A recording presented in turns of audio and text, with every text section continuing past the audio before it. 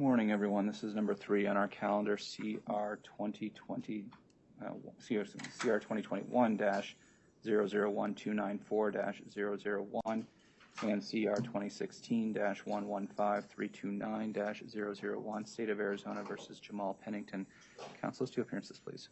Good morning, Your Honor. Kaylee Jenkins and Maren Sorensen on behalf of the state. Maren Sorensen is present virtually due to illness. Thank you. Good morning, Your Honor. Edwin Molina, appearing as advisory counsel for Mr. Jamaal Pennington, present in custody, here at the defense table. Morning. Good morning. This is Jamaal Akeem Pennington, Sr. And your date of birth, sir?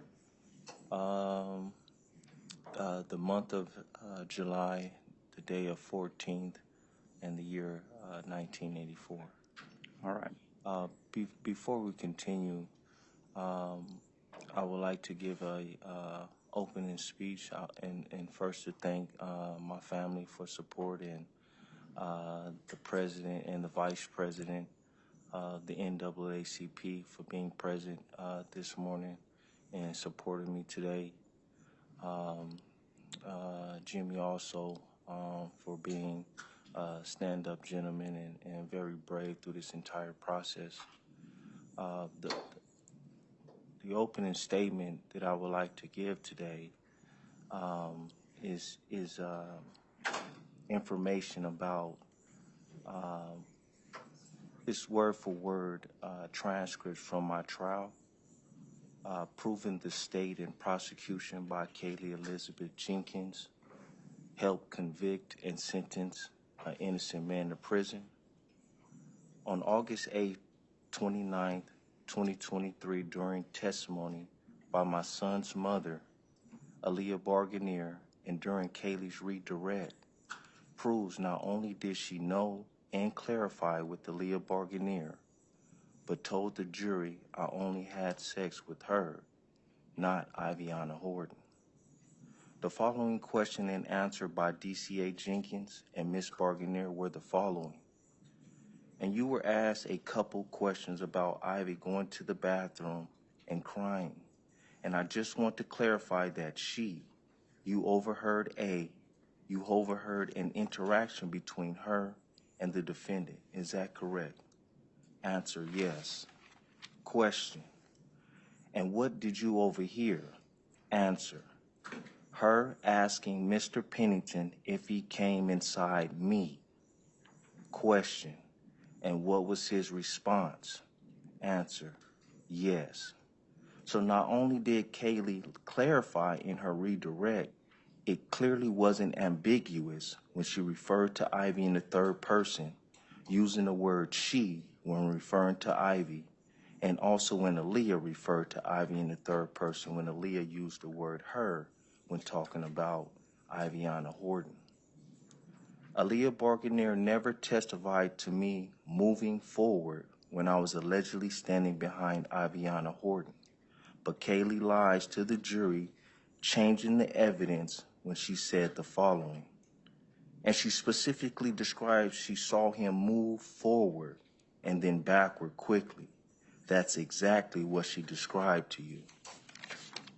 Again, DCA Kaylee Jenkins lies and changes the evidence in her closing when she says the following. And the defendant responded yes to a question that Ivy asked.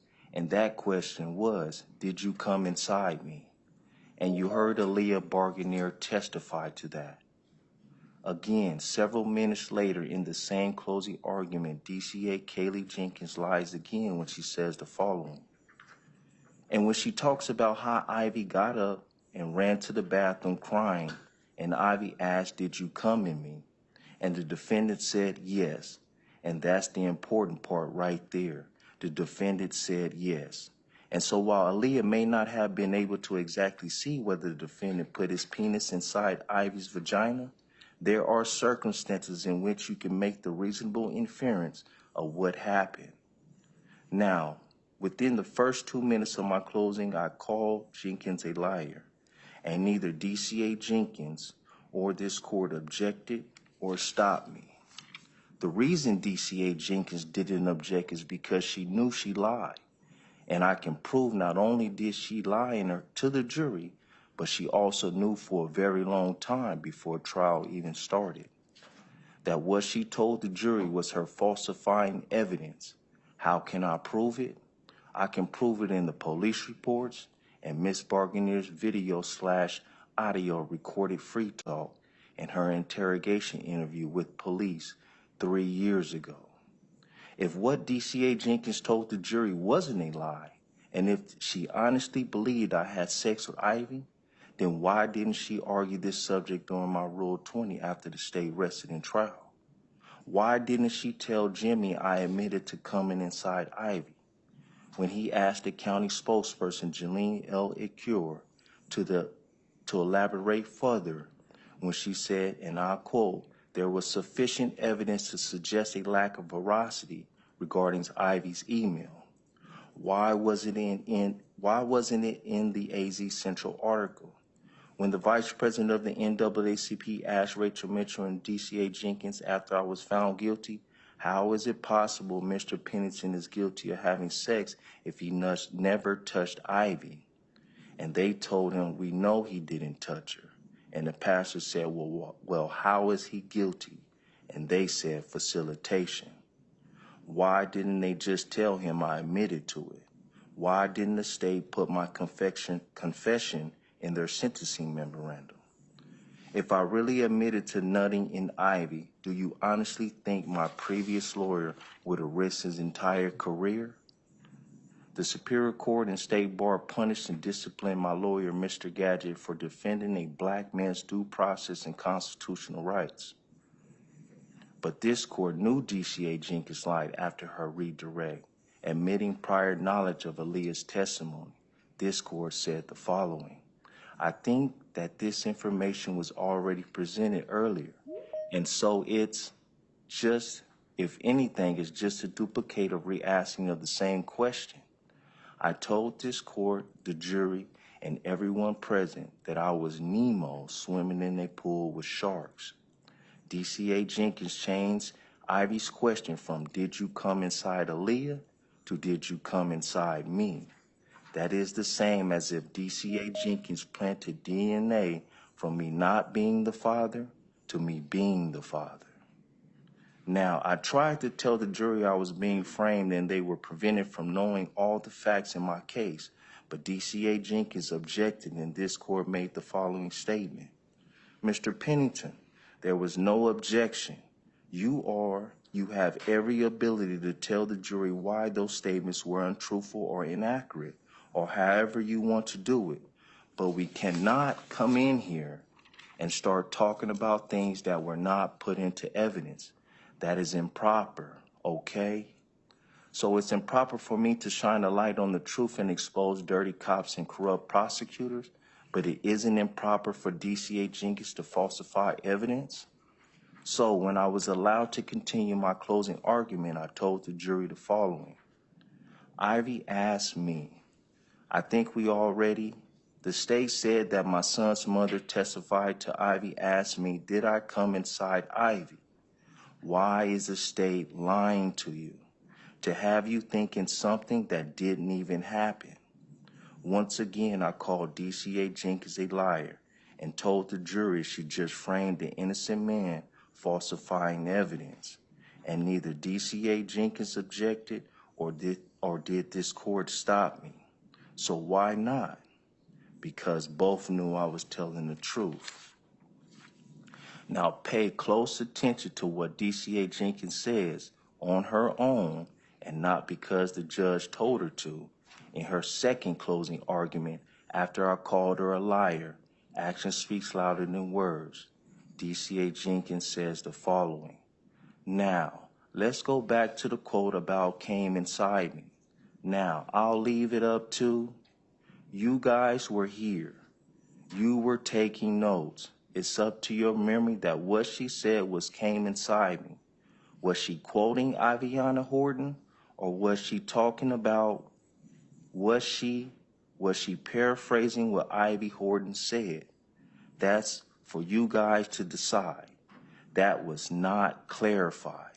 That's entirely up for you guys to decide. And that right there, ladies and gentlemen, is what judges and prosecutors call consciousness of guilt. Now, when I started with this speech, the very first thing I read was DCA Jenkins' redirect, clarifying this exact testimony by her own witness. In Kaylee's own words, she said, and I just want to clarify to what her own witness testified to. And DCA Jenkins, knowing exactly what Aaliyah Barganier meant when she testified about Ivy asking me, did I nut inside Aaliyah? When Aaliyah testified in the third person using the words her, referring to Ivy, and me when referring to Aaliyah herself. DCA Jenkins' falsifying evidence was checkmate against my defense and was the sole reason the jury found me guilty of both counts. This was the sole purpose DCA Jenkins objected to me admitting Iviana Horton's email into evidence for the jury, saying Jamaal never touched me, okay? So she can lie and change the evidence in favor of the state. Iviana's email proved I never penetrated her or touched her sexually. It proved Aaliyah's testimony saying Ivy asked me, did I come inside Aaliyah, not Iviana. Now, the worst part about all this is not what Kaylee did. I mean, it is bad, but what more could you expect from a snake, right? Because she was allowed to lie, flat out lie, to this court's face about not being able to serve Ivy with a subpoena, even though she had served Ivy 3 years ago. No, the worst part about all this is this court allowed it to happen under his watch in his court. You let DCA Jenkins turn evidence proving I'm innocent into evidence proving I'm guilty, just like Detective Kufle bribed Kimberly Dickinson, my witness, turning her from proving me innocent to proving me guilty. And you let them do it. And it was this court's duty to use its discretion and judicial powers to protect my constitutional rights and refuse to discipline and hold one accountable who violated those rights. But you know why this court refused to protect my constitutional rights and due process to a fair trial? Because I'm a Moor. It is the same reason he's allowing AW's family to testify at my sentencing, even though the current charges have nothing to do with AW. It is also the same reason this court allowed DCA Jenkins to use charges that had been dismissed with prejudice to destroy my character to the jury. DCA Jenkins, in her closing argument, told the jury the following. On April 16, 2018, you heard that the defendant was arrested at the airport near 24th Street in Van Buren. It is in this same area in which Iviana was discovered from the stolen vehicle was that McDonald's right around the corner. From that area, you heard testimony about that area and what that area is. You heard testimony about those hotels and what goes on in that area as well. Now, I was never charged with selling drugs, and all sex trafficking charges were dismissed with prejudice. But yet and still, DCA Jenkins used dismissed charges when she said, you know what goes on in that area, to destroy my character and credibility, when she used bigotry, race baiting, and racial profiling in her closing arguments, calling me a pimp and a drug dealer.